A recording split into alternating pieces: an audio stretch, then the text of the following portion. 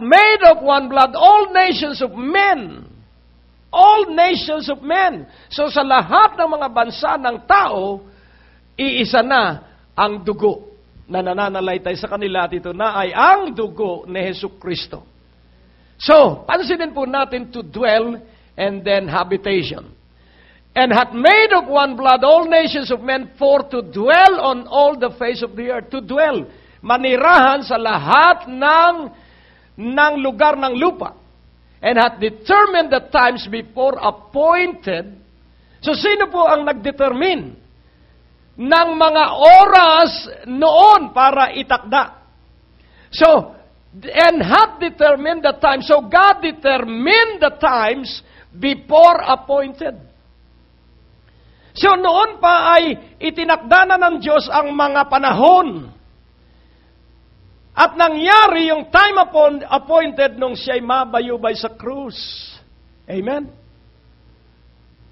At nung siya'y mabayubay sa krus, lahat ng naniwala kay Jesucristong nakapako sa krus ay nagkaroon ng panibagong dugo. Dugo ng Panginoong Jesucristo. And the bounds of their habitation. So, and hath determined the times and the bounds of habitation. At kanyang itinakda ang pagkatalaga at ang kanilang paninirahan.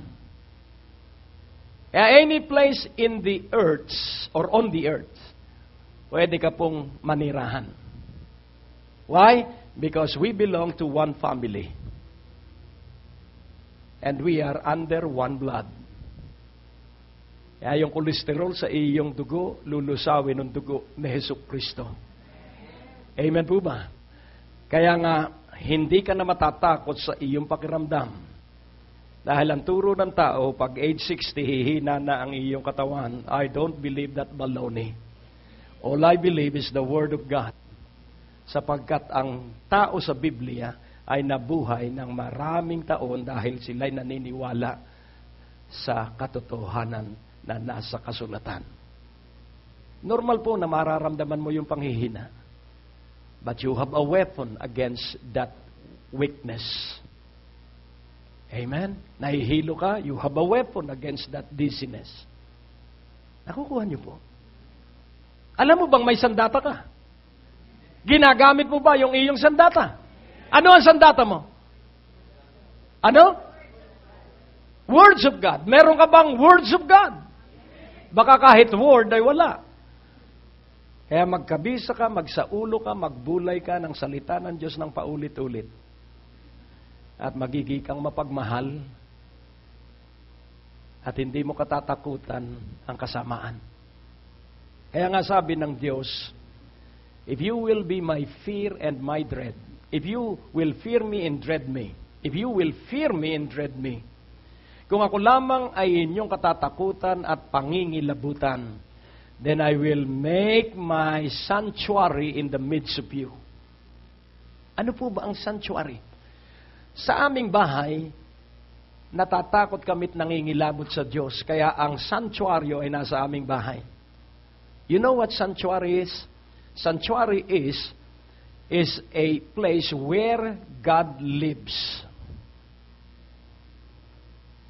Sanctuary is a place wherein someone who runs into it will never be persecuted, will never be harassed, will never be obliterated. Hindi siya mahahadlangan, hindi siya mapupuksa. Why? Because of the sanctuary of the Lord. At ano ang kailangan para magtayo sa iyong bahay, sa iyong opisina, sa iyong trabaho, sa iyong hanap buhay ng santuaryo ang Diyos? If you fear and dread the Lord. Kung ikay natatakot at nangingilabot sa Diyos. Tingnan mo ang iyong katabi. Ang santuaryo ba ng Diyos ay itinayo na sa iyong bahay? Ang santuaryo ba ng Diyos ay itinayo na sa iyong hanap buhay? Hello? The sanctuary has to be built. And it is your decision. And what are you going to do? Fear and dread Him. Katakutan mo siya at mangilabot ka sa Kanya sapagkat siya ang may likha at lalang ng lahat ng nalikha. Kaya yung problema mo, hanip sa Panginoon. Alam niyo, ang hanip, hindi mo makikita yan kung wala kang microscope. Pero, kakatihin ka dahil sa hanip. Kaya nga, unawain po natin yung mga problema mo ay parang hanip lang. Nararamdaman mo pero baliwala sa Diyos yun. Nothing is too difficult for God. Nothing is impossible for God. Amen? Kaya kung matututo ka na matakot sa Diyos, at matututo kang mangilabot sa Diyos ng may kabanalan, ang Diyos ay gagawa sa iyong pamilya, ang Diyos ay gagawa sa personal mong buhay, ang Diyos ay gagawa sa hanap buhay mo. Kaya nga ating unawain, verse 27, ano ang sabi ng verse 27? Oh, ang Diyos ay napakabuti. Ang sabi sa verse 27, that they should seek the Lord, if haply they might feel after Him, and find Him, though He be not far from every one of us. So dito po itiniyak na ang Diyos ay hindi malayo sa bawat isa sa atin.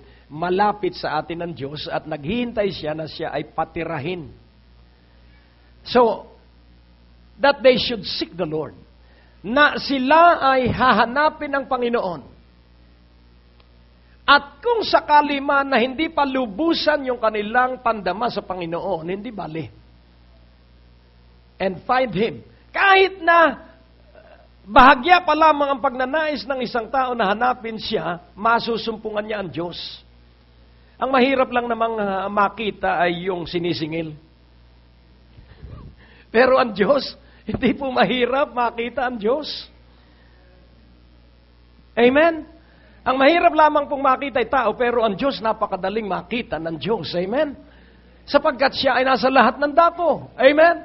At nahahanda siyang gumawa. Gusto niya na ikaw ay gawa ng himala. Gusto mo ba na makaranas ng himala ng Diyos? Sa imposible mong sitwasyon, pwedeng gumawa ng himala ang Diyos. Pero paano siya gagawa ng himala? Kailangan humanga ka sa Kanya na siya ay Diyos ng himala. Amen. So, ating tingnan. Sa Genesis, ipakikita ko lang po sa inyo ang family of Abraham. Sa Genesis 12, ipakikita ko po sa inyo kung paano na ikaw at ang iyong sambahayan ay pagpapalain ng Diyos. Sa Genesis 12, verse 1 to 3. Basahin po nating buo ito, sapagkat dito ko po ikukonekta ang in Him. Now the Lord has said unto Abram, get thee out of thy country. So there is a command, and there is an obedience to the command. May utos po at kailangang sundin yung utos. Ano ang utos ng Diyos sa unang bahagi ng verse 1? Get thee out of thy country. God cannot bless Abram if he will not get out of his country. And from thy kindred. So get thee out of thy country, get thee out from thy kindred, get thee out from thy father's house. Where is he going to go? Unto a land that I will show thee. Buong kagalingan ng kanyang mga naapektuhan ng arthritis, I will give you and command you. In Jesus Christ's name, receive your healing right now. Receive your healing right now in Jesus Christ's name. Touch Jesus! Touch the kidney and heal this kidney right now in Jesus' name. Cervix cancer, I command you out in the name of Jesus. At sa mga pangyarihan, mga